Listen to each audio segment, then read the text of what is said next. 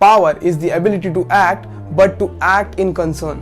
हमारा देश एक डेमोक्रेटिक देश है, ये सब जानते हैं और ये सब मानते हैं, और इसीलिए हम हर 5 साल बाद हमारे प्राइम मिनिस्टर को सिलेक्ट करने के लिए इलेक्शंस में वोटिंग भी करते हैं।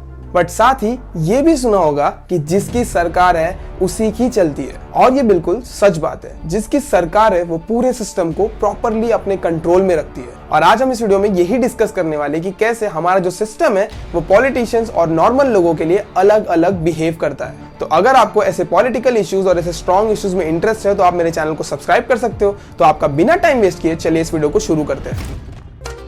आर्यन खान ड्रग्स केस की जांच कर रहे नारकोटिक्स कंट्रोल ब्यूरो के जोनल डायरेक्टर समीर वानखेड़े को जोर का झटका लगा है। Coming in, Maharashtra government has now withdrawn the order which gives consent to the CBI to conduct probe in the state. लेकिन वानखेड़े पर आरोपों की झड़ी लगाने वाले उद्धव सरकार के मंत्री नवाब मलिक इस फेरबदल से काफी खुश हैं।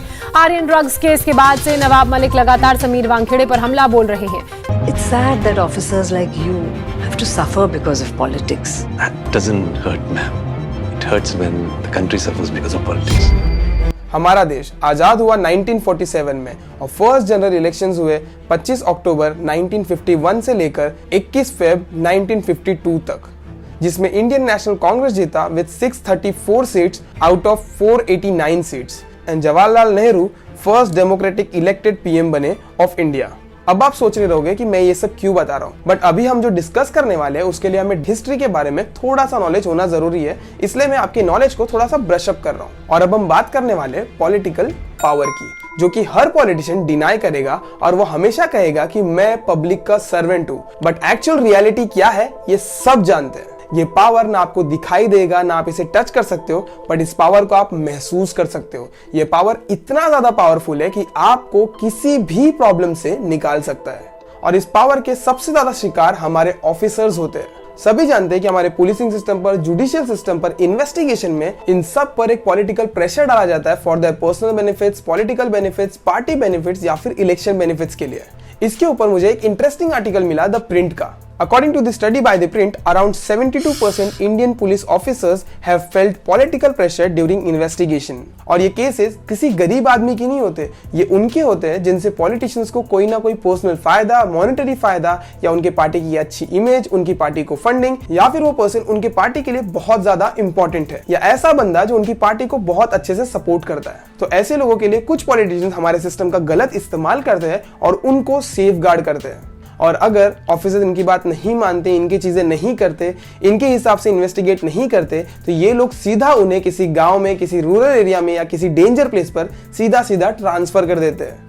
अब कुछ लोग बोलेंगे यार ये तो गलत है, ये तो हमारे देश के खिलाफ है, ये तो हमारे जुडिशियल सिस्टम के खिलाफ है, ये हमारे सिस्टम के खिलाफ है। तो मैं उन लोगों को सिर्फ ये बताना चाहता हूँ, ये स्टेटमेंट है फॉर्मर सुप्रीम कोर्ट जज सर जस्टिस चलामेश्वर का। He alluded to political pressure on justice system. We were talking about police officer being transferred. How many of us know why chief justice are transferred in the country? उन्होंने खुद political pressure की बात की है judicial system पर, और उन्होंने ये भी कहा है कि हम पुलिसिंग सिस्टम के बारे में बात कर रहे थे, बट उन्होंने ये सवाल पूछा कि जजेस को क्यों ट्रांसफर किया जाता है। जब इतना बड़ा आदमी सुप्रीम कोर्ट का जज ये पूछ सकता है तो मैं तो बहुत छोटा हूं उनके सामने। और ऐसे बहुत सारे केसेस है, मैं एग्जांपल देता हूं आपको। अभी आपने रिसेंटली समीर वानखेड़े का नाम सुना होगा। हाँ, वही समीर वानखेड़े जो शाहरुख खान के लड़के का केस इन्वेस्टिगेट कर रहे थे। इन्वेस्टिगेशन के वक्त उनके ऊपर काफी ज्यादा पॉलिटिकल प्रेशर बनाया गया, उनके ऊपर कई सारे अलग अलग आरोप लगने लगे। मैं सिर्फ ये सवाल पूछना चाहता हूँ कि समीर वानखेड़े तो काफी दिनों से सिस्टम में है, तो तब ये सारे सवाल क्यों नहीं उठे? ये सवाल तब क्यों उठे जब उन्होंने किसी बड़े आदमी के लड़के को अरेस्ट किया था और प्रॉपरली इन्वेस्टिगेशन चाहते थे। दूसरे ऑफिसर है मनोज नाथ, IPS rank 3rd in the country, first IPS in Bihar in 1973. In the year 1980, he was appointed as SP of Bokaro, and इन्होंने वहां पर बकारो स्टील के MD को अरेस्ट कर लिया in the charges of corruption, जिसके लिए उन्हें विद इन 24 आवर्स के अंदर ट्रांसफर लेटर उनके हाथ में दे दिया गया, क्योंकि उन्होंने वहां के पॉलिटिशियंस के हिसाब से काम करने के लिए मना कर दिया था। अपनी सर्विस के टाइम पर टोटल 40 टाइम्स ट्रांसफर किया गया और 3 बार उनके ही जूनियर्स से उन्हें सस्पेंड करवाया गया। एक और BMC के ऑफिसर है गोविंद राघव खीरनार। इन्होंने सिस्टमैटिकली टारगेट किया इलीगल बिल्डिंग्स को उनकी सिटी में, एंड इसीलिए लोगों ने इन्हें नाम दिया one man demolition army. But illegal चीजों को तोड़ने के लिए उन्हें अवार्ड नहीं, उन्हें सस्पेंशन दिया गया और उन पर केस तक किया गया। बट हाई कोर्ट ने उन्हें सारे चार्जेस से क्लियर कर दिया और वो वापस से सेम तरीके से जैसे काम करते थे उन्होंने काम करना शुरू कर दिया। ये सस्पेंशन के समय उन्होंने खुद एक किताब लिखी थी एकाकी जुन नाम की, आप उसे पढ़ सकते हो। और एकाकी जुन का मतलब है द लोनली फाइट। और भी ऐसे बहुत सारे ऑफिसर जो खुद का काम करने के लिए सस्पेंड होते हैं या ट्रांसफर हो जाते हैं या उनकी नौकरी तक चली जाती है। और ये सब चीज इसीलिए होता है क्योंकि कुछ पावरफुल लोग अपने पावर्स का गलत इस्तेमाल करते हैं। सो इस प्रॉब्लम को कैसे सॉल्व कर सकते हैं? Number 1, stop transfer of officers. Officers को ट्रांसफर करने की प्रथा सबसे पहले बंद होनी चाहिए। एंड अगर इन केस उनका ट्रांसफर भी किया जा रहा है तो इवन प्राइवेट्स में भी पूछा जाता है कि आपको जाना है या नहीं जाना है, तो सरकारी में क्यों नहीं पूछा जाता कि आपको वहां पे जाना है या नहीं जाना है? एटलीस्ट ये होना चाहिए कि जो वो केस हाथ में लिए हैं वो सॉल्व हो जाए, उसके बाद वो ट्रांसफर उनका एक्सेप्ट किया जाए या वो ट्रांसफर हो सकते हैं। और ये चीज नहीं होगी क्योंकि इससे सबसे ज्यादा प्रॉब्लम किसे होगा वो सब जानते हैं। Number 2, stop VIP culture. हमारे पॉलिटिशियंस किसी सेलिब्रिटी से कम नहीं होते। उनको बहुत ज्यादा स्टारडम मिलता है, लोगों का सपोर्ट मिलता है, लोग उन्हें भगवान तक मानना शुरू कर देते हैं। एंड इसी वजह से कुछ पॉलिटिशियंस में काफी ज्यादा सुपीरियरिटी कॉम्प्लेक्स आ जाता है। एंड इस कॉम्प्लेक्स की वजह से काफी ज्यादा प्रॉब्लम फेस करना पड़ता है हमारे ऑफिसर्स को, हमारी नॉर्मल जनता को। For example Samit Sharma, collector of Rajasthan, उनके हाथ में ट्रांसफर लेटर दे दिया गया क्योंकि उनका एक जूनियर ऑफिसर एमएलए के एंट्री पर खड़ा नहीं हुआ था। Number 3, should have a committee for politicians.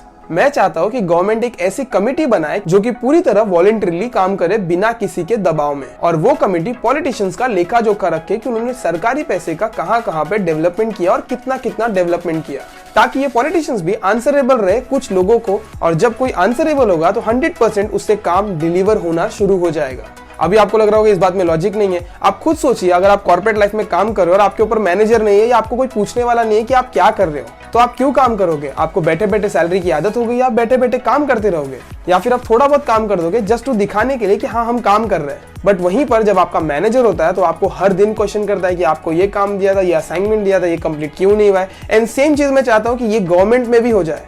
हमारे देश के लोग ट्रैफिक लाइट्स को भी तब फॉलो करते हैं जब वहां पर एक पुलिसमैन खड़ा हो। एट दी एंड ये प्रॉब्लम तब सॉल्व होगी जब सभी खुद की ईमानदारी से अपना काम कंप्लीट करे और लोगों पर डिपेंडेंट ना रहे।